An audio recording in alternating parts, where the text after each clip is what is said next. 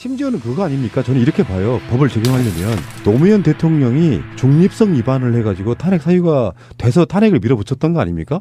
그런데 그것 헌재에서 봤을 때는 대통령의 자리를 내려놔야 할 정도로 중대 사유가 아니라고 해서 그것을 기각시킨 거거든요. 그러니까 마찬가지로 법률적으로 형사적인 모든 건 다 지워야 된다고 생각해요. 헌법적으로 봤을 때 이 사람은 대통령 자격이 있어 없어만 평가하면 되는 부분이라서 여기다가 온갖 걸어가지고 무슨 뭐 헌재 재판관이 지금 9명이 다 안 됐으므로 이것도 무효다. 아니 이 사람들은 무슨 법을 이렇게 이연령 비연령으로 막 내리 꽂아가지고 반대하고 있는데요. 이게 이제 전반적으로 보면 불복하겠다는 논리거든요. 헌재에서 인용을 해도 불복하겠다. 지금 그걸 분위기 몰아가고 있는. 그렇죠. 네. 계속 명분 쌓게 하고 있는 거예요. 아스팔트 피바다. 네. 대통령을 탄핵을 부결을 시켜보질 않나, 사상 초유의 정당을 해산시켜버리질 않나, 또 그 탄핵을 인용시켜서 또 탄핵을 시켜보질 않나, 이 여러 가지 세계 그 어떤 법학사의 길이 남을 판례들을 우리나라가 여기저기서 만들고 있네요. 진짜. 그러니까 이제 헌법재판소가 없는 나라도 많고 있는 나라가 그렇게 많지 않아요. 미국도 헌법재판소가 없죠. 대법원에서 하는 것이고요. 그래서 사실 헌재 입장에서는 그렇다라고 해요. 우리나라의 그 헌법 재판소 87 체제 이후에 나온 그 헌법 재판소가 타의 모범이 된다는 거야. 자기들 말로는 앞서 나간다는 거지. 원래 의사도요. 수술 많이 한 놈이 장땡이에요. 전 세계적으로 우리나라에 위암 수술이 되게 많아서 위암 수술 한국에서 왔다 그러면 왔다다 이런 식으로 이런 다 이상 야릇한 사건이 워낙에 많아서 한국의 헌재라고 하면 굉장히 앞서 나가는 거를 본다는 거야. 여러 케이스를 상대했으니까. 그런데 지금 헌재가 이번 판에도 이제 지난번에 그 통합진보당 해산처럼 정말 이런 말도 안 되는 짓거리를 만약에 하게 된다면 그 헌재는 있을 이유가 없다는 것으로 국민의 심판을 받게 되는 거죠. 거기에 국제사법재판소라니, 이게 무슨 우리나라 대통령이 헛짓거리 한 거에 대해서 외국 애들을 보러 판단해달라고 이걸 얘기해야 되나? 그럼 뭐 부끄러운 걸 모르는 거야 뭐야 이런 것들은. 국제사법재판소는요 정말 정권의 탄압을 받는 양심수라든가 이런 사람들이 국제사법재판소에다가 이거를 이제 청원하는 경우가 있죠. 가령 예전에 무슨 인혁당 사건이라든가 이런 경우에 국제사법재판소 얘기가 나오는 거예요. 그런데 지금 최순실이 막 끌려가면서 막 이건 민주주의도 아니야 말하고 하면서 무슨 민주투사 코스프레를 한 것처럼 정말 이 헛웃음을 금치 못할 일이에요. 이 사람들이 국제사법재판소 이야기를 한다는 거는. 그러니까 할 수 있는 모든 저항은 저들은 다 하고 있는 것이고, 이것이 아까 권 PD가 얘기한 탄핵 인용 이후에 불복의 정당성을 확보하기 위한, 또는 그들만의 폭력적인 집회나 폭력적인 테러를 정당화시키기 위한 하나의 이념이다, 이렇게 보시면 되는 거예요. 밑밥 깔아놓는 수준이지. 이건 뭐 갈 수도 없어요. 안건도 아닙니다. 자, 그런데 선고 직후에 박근혜는 어떻게 할까요? 그 얘기를 한번 잠깐만 해볼게요. 규정이 없어서 지금 우리도 헷갈리는 거예요. 예를 들면 첫 번째. 평소에 좀 시켜봤어야 되는 건데 몇 놈씩. 그러니까 첫 번째 하나는 있어요. 탄핵 기각되면 바로 업무에 복귀합니다. 휘발 안 불겠죠. 이것도 규정이 없대. 언제 복귀해야 되는지. 근데 그 반대 규정이 있잖아요. 탄핵이 국회에서 통과돼서 헌법재판소에 접수되는 순간 업무가 정지되는 것처럼 탄핵이 기각되면 바로 업무에 복귀를 하는데, 인용됐을 경우는 아직까지 규정도 없고 선례가 없어요. 그랬을 경우에 박근혜는 언제 청와대를 나가야 되는가부터 굉장히 고민스러워지는 지점이에요. 그러게요. 이걸 바로 그냥 구치소로 인신 구속만 해서 짐 쌀 시간도 안 주고 그냥 푸른색 수위 하나 딱 갖고 들어가서 끌고 나와야 되는 건지, 아니면 지짐 다 정리하고 있는 주사제들 다 써보고 먹을 거 먹고 친지들한테 정리해서 짐 보낼 거 다 보낸 다음에 모시고 가야 되는 건지. 통상적인 것은 어쨌든 헌재가 인연 통보서를 직접 박근혜한테 전달하는 날로부터 효력이 있겠죠. 네, 사실은. 그런데 그거를 놓고 언제 며칠 안에 방을 빼야 된다, 닭장 청소를 해야 된다, 이런 거는 지금 나오지 않고 있어서 한간의 정치계에서는 버티면 어떡하지? 그렇지. 이게 지금 돌고 있는 것도 사실이에요. 안 나오고 있으면. 그러니까 제 생각이 그건 거예요. 이거를 버틸 수 있는 근거를 주지 말고 바로 대통령의 직무가 끝나서 권한이 끝났으므로 구속 수사를 하라는 거지. 안 나오고 버티고 소위 탄기국이나 박사모에게 테러를 모의하거나 또는 지시하거나 이런 메시지를 던져서 사회 혼란을 야기시켜서 쿠데타를 일으키려고 하는 마지막 꼼수를 구상하고 있을 수도 있다. 이럴 때는 사실은 저는 방법은 하나다. 국민들이 100만, 200만이 모여서 짱돌 들고 청와대 가서 끌어내야 된다. 그리고 그 신병을 검찰에 넘기면 된다. 흔히 말하는 구속사유가 그거잖아. 증거인멸의 우려와 도주의 우려가 있을 때는 즉각 구속을 해야 되는 게 맞거든.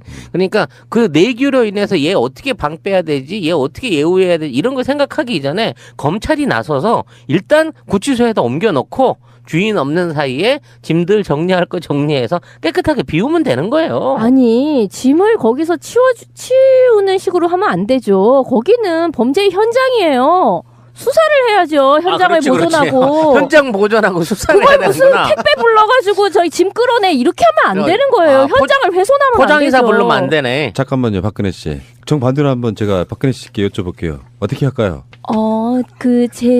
거기는 제가 어렸을 때부터 계속 살았던 곳이고요. 그렇기 때문에 저는 거기를 제 집이다라고 생각하고 저는 오랫동안 거기에서 그냥 살게 해준다면 그냥 TV나 보고 살겠습니다. 거기다가 그냥 구금해 드릴까요? 청와대를 옮기라는 거예요? 어느 대선 주자 말에 의하면 청와대를 무슨 공원으로 만든다 이런 얘기도 있던데 그렇군요. 그냥 저는 거기서 공원을 관리한다라고 생각하면서 그 안에서 조용히 살겠습니다. 근데 탄핵을 만약에 이제 인용이 됐다고 칩시다. 근데 이거를 재심 청구할 수 있대요. 또? 단서가 있어. 결정적인 사항이 누락돼 있다고 판단이 되면 다시 재심을 할 수가 있는데요. 그게 재심 사유가 있는 경우에 사유를 안 날로부터 30일 이내에 다시 해달라고. 그 결정이 있는 날부터 5년 이내에 재심 청구해야 된답니다. 뭐 5년 이내 할 일은 없겠지만 결정적인 거가 뭐가 있지? 나 사실은 주민등록번호가 2가 아니에요. 1이에요. 뭐 이런 거 말고는 그런 결정적인 거가 뭐 있나? 그런 게 그러니까 예를 들면 이런 거지. 탄핵 사유 중에 세월호 7시간 동안 그 아무것도 안 했다는 것 때문에 탄핵을 당했다고 쳐요. 그 중대 사유 중에 하나라고 치는데 그런데 그것이 증명할 뭐가 나왔어. 그럼 그거를 재심 청구할 수 있다는 거예요. 그러니까 네. 청와대 안에 비밀의 문이 있어가지고 그거를 열었더니 4차원의 세계로 가는 거야. 그래서 우주랑 교신을 하고 왔다는 거지. 뭐 이런 정도가 나와주면 또 뭐 생각해 볼 수 있겠네요.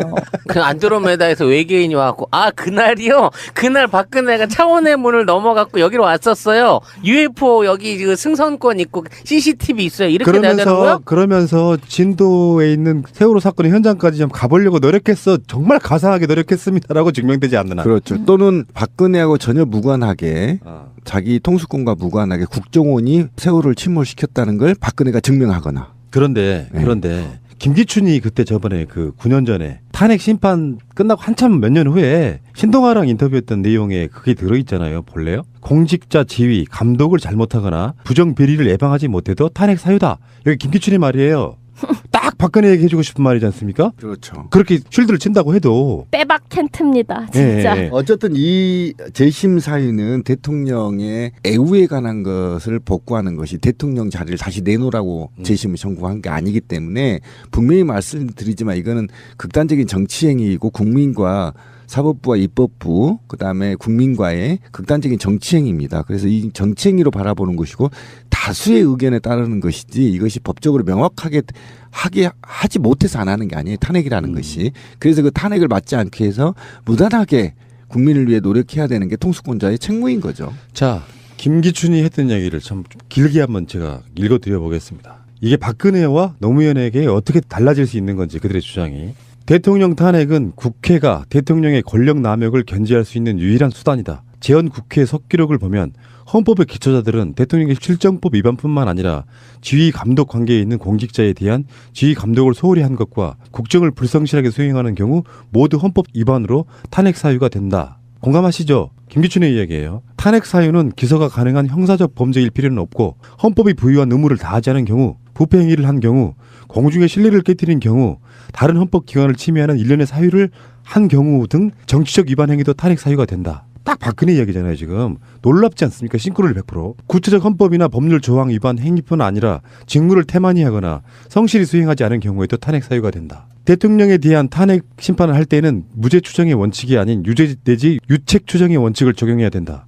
형사재판에서는 무죄 추정의 원칙에 따라 유죄 판결이 확정되기 전에는 공무원의 직권이 정지되지 않는 데 반해 탄핵 심판에서는 대통령의 권한이 정지되는 유죄 내지 유책 추정의 원칙을 적용한다. 무죄 추정 원칙을 강조하는 박근혜 대통령 대리인단의 논리와 정면으로 배치되는 거죠. 다음에 노무현 전 대통령은 국민을 네 편으로 갈라 국민을 통합을 저해하고 계층 간 갈등을 조장했다. 그의 지휘 감독 아래에 있는 최측근들의 부정과 비리에 직접 또는 간접적으로 연루되었으며 감독하고 예방해야 될 직무도 유기했다. 미국의 경우는 대통령이 중범죄를 저질러 탄핵이 발의된 것이 아니고 부적절한 성적 접촉이나 거짓말 때문에 탄핵이 발의되고 대통령이 사임하기조차 했다. 이게 지금 박근혜 때리고 싶은 말인 거잖아요. 거짓말 한마디만 해도 탄핵 사유라는 것을 김기춘 말로 얘기를 하고 있는 거예요. 김기춘은 도깨비가 맞아. 그러니까, 시공을 신기하다. 초월해가지고 이걸 다 내다 본 거지. 스포일러를 했네. 훨씬 더 완전- 예전에. 그러니까 지금 김기춘이 한 말은요 박근혜에게 완벽하게 들어맞아요. 그러네요. 근데 이 논리를 자기들이 수장이라고 할 수 있는 김기춘의 논리를 대리인단은 반대로 써먹고 있는 거잖아요. 형사재판 개념으로 계속 몰고 가고. 야, 김기춘에게는 과거, 현재, 미래가 동시에 있나 봐. 놀랍잖아요 진짜. 그러니까 신의 관점에서 보면 과거, 현재, 미래가 동시에 있다라고 하잖아요. 거의 그러니까 그 수준인데. 당시에 노무현 대통령 탄핵이 너무 과한 게 아니었냐고 물어보니까 김기춘이 말이 익었던 거야. 미국에서는 거짓말 한마디만 해도 탄핵 당했다. 성추문 한마디만 해도 탄핵 당했다. 요거는 지금 생각해보면 박근혜가 대국민 사과 3번인가 했잖아요. 다 말짱 거짓말이었잖아요. 거짓말이었잖아. 그 자체만으로도 탄핵 사유라는 걸 김기춘이 인정하고 있잖아요. 예. 놀랍다 김기춘. 그게 국민적 상식이에요. 지금 박근혜 대리인단 쪽에서는 국제사법재판소 얘기를 했잖아요. 근데 이거는 정말 그냥 막 던지는 얘기 중에 하나인 거예요. 뭐냐면 국제사법재판소는요 무슨 국가 분쟁이라든가 그러니까 왜 우리나라랑 일본하고 독도 관련된 거 있잖아요. 그런 것이 이제 여기에 해당이 되는 거예요. 국가 간의 조약이라든가 국제법상의 그 문제를 얘기하는 거고. 그럼 맞는데? 일본 사람인 박근혜가 우리나라에서 대통령 하다가 이 박살난 사건이잖아. 아니 그래서 이게 뭔가 헷갈리신 게 아닌가라는 생각이 드는 게 이거랑 이제 비슷한 게 뭐 이런 게 있죠. 국제 형사재판소 이런 게 있는데 그건 이제 무슨 전범 처리 같은 거. 전범 맞는데? 내란 수괴이자 전범을 시도했던 거 맞잖아. 예. 또는 무슨 이제 국제사면위원회 또 이런 게 있는데 이거 헷갈린 게 아니라. 그것도 맞는데? 아니, 국제사면위원회는 왜 양심수 같은 그만해, 이게 그런 하나 거잖아요.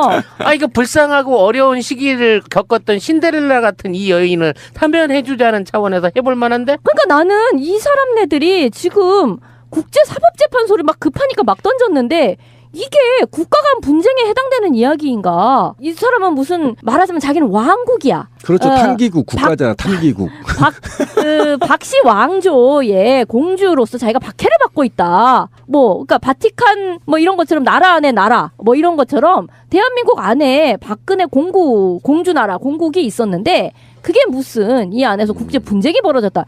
이렇게 생각을 하는 건지. 근데 만약에 국제사법재판소가 이 탄핵 인용 기각에 대해서 다룬다면 그게 뭐가 된 줄 아세요? 뭐가? 내정 간섭이에요. 큰일 납니다. 그게 있을 수가 없어요. 그래서 제가 아까 고려 가치가 없다라는 거예요. 이걸 제소할 수가 없어요. 그러니까 한 나라 대 한 나라의 내란적 상황으로 본다 이렇게 되는 그렇지. 거죠. 이게 그게 내정 간섭이 돼버리는 거예요. 제가 알기에는 대표적인 가짜뉴스인데 가짜뉴스예요.